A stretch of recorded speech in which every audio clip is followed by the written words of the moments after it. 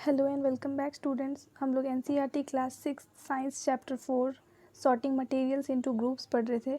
पिछली वीडियोस में हमने इस चैप्टर के सारे जो पोर्शन था मेन डिटेल स्टडी कर ली थी।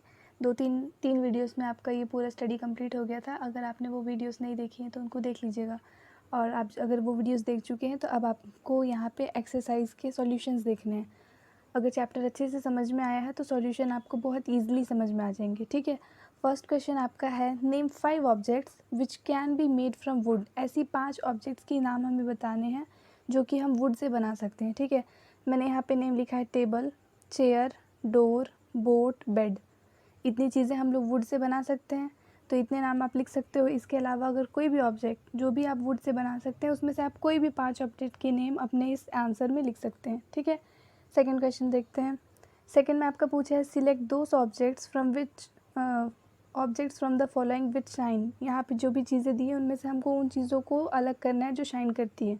ग्लास बाउल, ऑब्वियसली ग्लास का बाउल है वो शाइन करेगा। प्लास्टिक टॉय शाइन नहीं करेगा। स्टील स्पून शाइन करेगा। कॉटन टी शर्ट शाइन नहीं करेगा। तो आप आंसर में क्या लिखेंगे? Glass bowl and steel spoon are shining objects. ठीक है, अब देखते हैं थर्ड क्वेश्चन।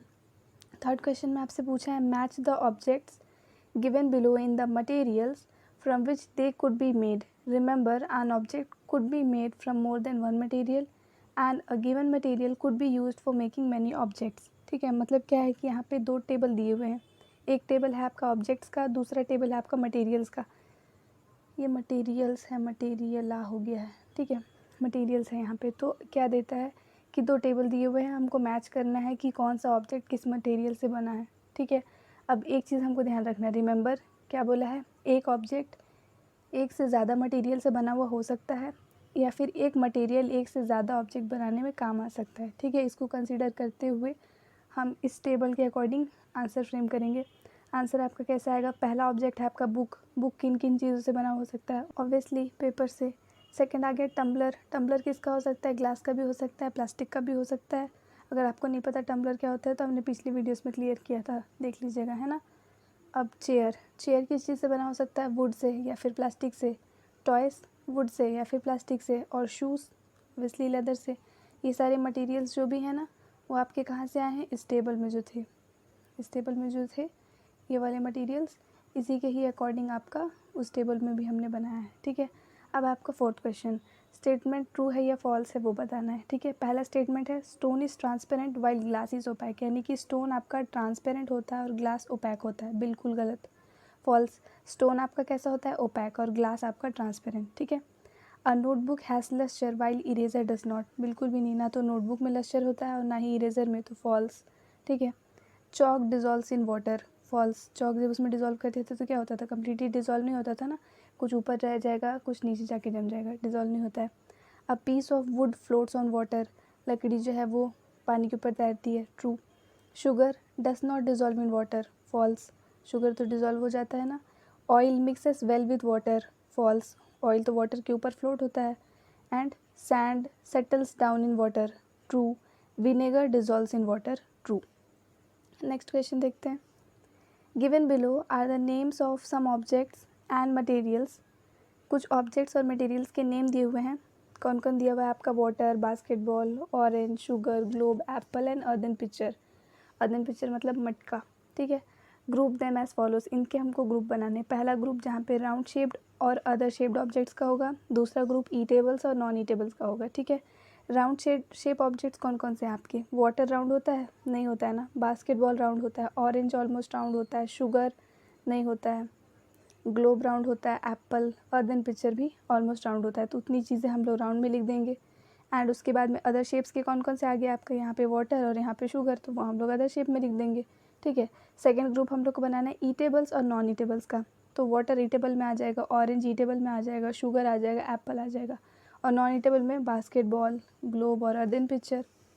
ठीक है, देख लेते हैं यहाँ पे आंसर। ईटेबल्स में water, orange, sugar, Apple and non eatable basketball, globe and earthen picture. ठीक है, six question, list all the items known to you that float on water, check and see if they will float on an oil or kerosene.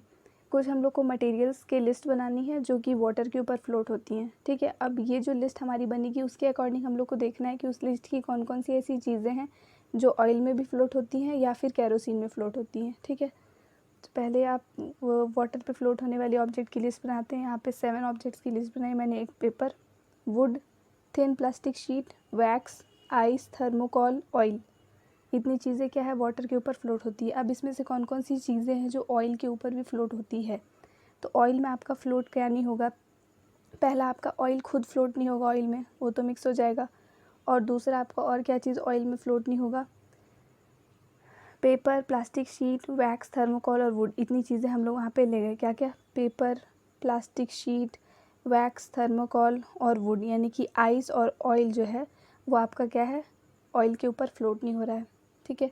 Second हम लोग को देखना है kerosene. अब इसमें से क्या क्या चीज़ें आपकी केरोसिन में फ्लोट होंगी। तो केरोसिन में आपका थिन प्लास्टिक शीट भी फ्लोट होगा और पेपर भी फ्लोट होगा और थर्मोकॉल भी फ्लोट होगा, लेकिन वैक्स और वुड जो है केरोसिन में सिंक हो जाएगा, ठीक है। तो नेक्स्ट लिस्ट में हम लोग क्या लिखे, वो चीज़ें जो कि आपकी केरोसिन में फ्लोट हुई।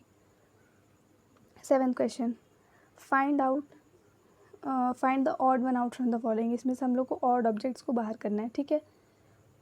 और ऑड ऑब्जेक्ट्स बाहर करनी है हमको। पहला आपका क्या दिया है, chair, bed, table, baby, cupboard.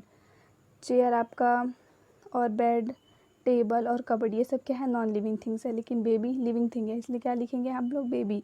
All other are non living. यहाँ पे रोज़, जैस्मीन, मैरीगोल्ड, लोटस ये सब क्या है, फ्लावर्स। और बोट क्या है, फ्लावर नहीं है, तो हम लोग लिखेंगे boat. All others are flower. फिर aluminium, iron, copper, silver. Sand non metal है, बाकी सारे metals. All others are metals. Sugar, salt, copper sulphate.